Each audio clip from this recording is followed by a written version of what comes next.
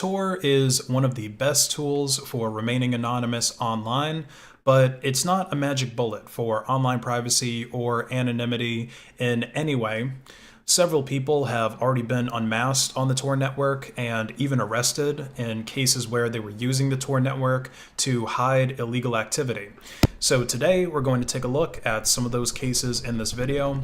Now, it's worth mentioning before we start that most of these people, actually none of these people, got caught because of some vulnerability in the Tor network or Tor client. Everyone today had bad OPSEC, just doing things in the ClearNet from the real IP addresses that could then be connected to their Tor activity, or in some cases even to their Tor activity. The last example did involve some hacking of a hidden service that someone was running on the Tor network, but again, this was a flaw in the design of the hidden service and not the Tor network or the Tor client itself. So the first two cases that we're going to look at, they both center around bomb threats to a school. There was a student at a high school in Florida who was using Tor to access a dark web marketplace where he could purchase a bomb threat. Basically, it was a service where somebody else would call your school and just make threats to get it locked down. People would use this to try and get out of exams and stuff like that so that they could either get out of going to school that day or just get out of school early. And obviously, if it's a random person somewhere in the world making the threat, then it would be pretty difficult for authorities to track that person down. Well, this kid messed up because he decided to brag about what he had done to some of his friends. So by the third time that he ordered a bomb threat, like this 3 times he did this, the rumors were already going around, and the police were able to pretty quickly figure out who this kid was by just talking to people at the school. So they issued a search warrant for the kid's phone, and they found evidence that he had been on the dark web. Now, I couldn't find out exactly what evidence it was that the police found. The article did mention that this kid had a jailbroken phone and that he was dual booting another OS on it. I'm not exactly sure what that has to do with anything because I don't think that you need to run a jailbroken iPhone in order to access Tor. I'm pretty sure there's an app for that. Especially you don't need to run a second OS. So maybe they found a Tor session that was open on the phone, or maybe there was a text file that was containing deep web links. But anyway, the kid did inevitably end up confessing that he had ordered the bomb threats when police arrested him. So maybe it was just an intimidation tactic that really won the case for the police, because the only hard evidence that's really mentioned here is that he bragged to people, which I guess created witnesses in a way. So to take away from this story is obviously don't brag about your illegal activities on the dark web or anything else really. And it's also probably a good idea to not leave evidence behind what you're seeing on the dark web. And of course, don't confess anything, especially if the cops don't actually have hard evidence on you. So the next bomb threat came from a Harvard student, Eldo Kim, and it's the same idea. He made a bomb threat to get out of some exams, but this time he handled it himself by emailing the threats over Tor using Guerrilla Mail. So there is a little bit of defense in depth here. The guy was smart enough to use Guerrilla Mail instead of signing into his Gmail from Tor. Guerrilla Mail, for those of you that don't know, is just a temporary email service. It doesn't ask you for any information, and obviously it works over Tor, so it's a good way for, I guess, sending anonymous emails. But where he messed up is he logged into the computer that he was using with his school account. I'm guessing that he probably signed on to the school network. I don't think he was necessarily using a computer in the school's library.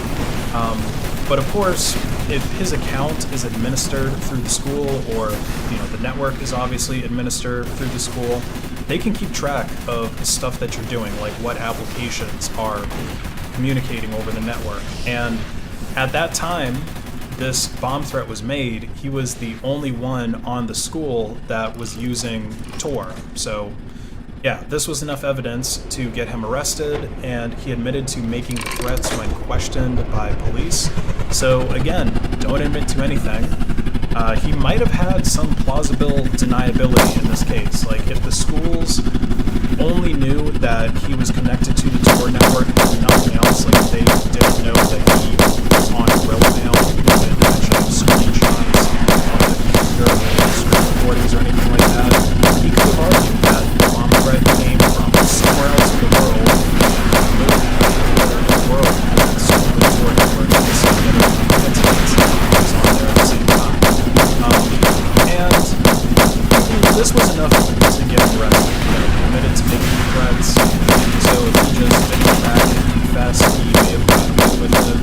Also, if he had used a bridge to access the school network, the Tor got questioned by police in the first place because the school's network wouldn't actually know that he was connected to the Tor network.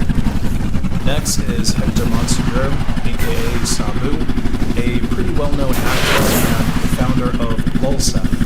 So he was already being monitored online for his involvement with LulzSec, which he claimed or had claimed responsibility for several different online attacks and hacking attacks. Sabu's mistake was connecting to an IRC that he was using for organizing and executing hacking attacks without using Tor. So since the FBI was monitoring this IRC already, they were basically collecting every IP address that had connected to it, and normally he would go on here using Tor. It's not like he wasn't using Tor the entire time, but one time he signed in and forgot to enable Tor. So now they have this correlation between this guy that they had no idea who it was before because they were on Tor, and now they have a real IP address. Because, you see, all Tor exit nodes are public, so it's pretty easy to figure out if the IP that's connecting is actually using Tor or not. And so when that non-Tor IP connected to this IRC to communicate with hackers, it got the feds interested. So the feds figured out what ISP supplied that public IP address, and they were able to get Sabu's address this way and arrest him. And the feds gave him a deal that he could avoid getting decades of jail time in exchange for helping the feds catch other LulzSec members, which Monsegur abided by. So correlation attacks, they are a thing. They can be used to de-anonymize you. So it's important to make sure that your Tor activity stays on Tor, and you don't mistakenly do something that will connect your Tor activity with your real IP address. Especially if you're doing something illegal, it might just be a good idea to have a dedicated machine that connects anywhere outside of Tor. So it's not a good idea to be on the ClearNet and Tor at the same time, because it's likely that you will make a mistake. There's nothing inherently wrong with running those two things at the same time, but you might do some ClearNet activity on Tor, you might do some Tor activity on ClearNet, and then those two activities will outcoordinate. So the last case that we're going to take a look at is probably the most famous case aka Dread Pirate Roberts, was the founder of the Silk Road.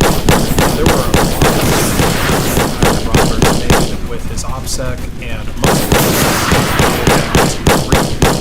were wanting the Silk Road to be more famous, because he advertised his site both directly and indirectly on several other ClearNet sites. He even hinted to it in his LinkedIn profile in the early days of the Silk Road with a quote that I am creating an economic simulation to give people a first-hand experience of what it would be like to live in a world without the systematic use of force. So it's a pretty easy to read between the lines, you know, to see obviously he's trying to set up some kind of system or platform for trade to go on without any government regulation, which is pretty much what the Silk Road was. It was an anonymous trade platform that couldn't be regulated by governments. And of course, that's why over 70% of the goods sold on the Silk Road were drugs. This is where the advertising came into play. So there's a number of internet sites that discuss drugs. And Dread Pirate Roberts, he made an account on one of these sites called Streaming, where he pretty much advertised the Silk Road. In fact, his post with the same name, Altoid, was one of the earliest mentions of the Silk Road on the internet. So the feds, they started investigating the Silk Road. They found this post, again, one of the earliest mentions of it on the entire regular internet. And he made a similar post in the same year on the site Bitcoin Talk, where he was soliciting for an IT pro from the Bitcoin community to be the lead developer in a social venture-backed company. And to make things worse, he used this same username, Altoid, on both of these sites. So it's pretty obvious that this username isn't just the same person, but it's somebody who is obviously trying to promote and expand the Silk Road.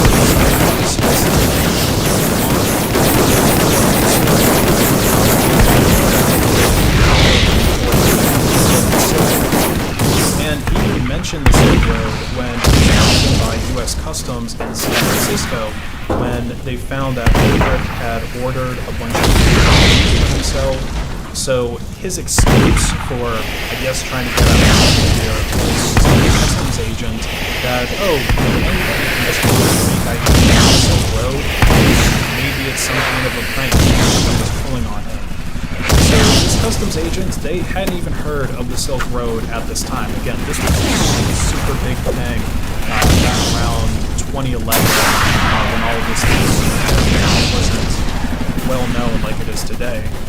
But the agent made sure to document Ulbricht's mention of the Silk Road in their reports, which obviously came into play later when he got caught. And to make things even worse, he set up these accounts so that the replies would be sent to his personal Gmail. He even listed his Gmail address in the post to Bitcoin Talk, where he was trying to get some help with his so-called Bitcoin-backed venture. And he also had similar signatures in his Gmail and his Dread Pirate Robert accounts that he used on the Silk Road. So again, there's lots of correlation. Like, you can tell that this is the same guy in all these other places. He even created a Stack Overflow account over Tor, at first with his real name, like his actual government name, which he later changed to Frosty to ask some technical questions, many of which were related to problems that he might have been having with the Silk Road that he was working on at the time. Like, a lot of the questions had to do with how to get a site to do certain things in PHP, which is what he's using on the back end of the Silk Road site, and how to connect to or just lots of things that would obviously tell you this is somebody who's running a business on the deep web. So the feds started watching him in real life, although from a bit of a distance, because they didn't want to go and just raid him or spook him right away, because they were worried that he might have all of his data encrypted and that he would lock his computer before they could actually get to it. So they actually ended up setting up a sting operation at a library where almost every visitor that was there that day was an undercover agent beside Ross Ulbricht himself. And they managed to get him to go away from his computer. I think that they were pretending to have a domestic dispute or something like that. So Ulbricht went over to try and break it up, to try and be the hero, and they grabbed his arm, they seized his computer, copied everything off of it, and that was it. So he was found guilty of multiple non-violent crimes, including money laundering, narcotics trafficking, and running a criminal enterprise.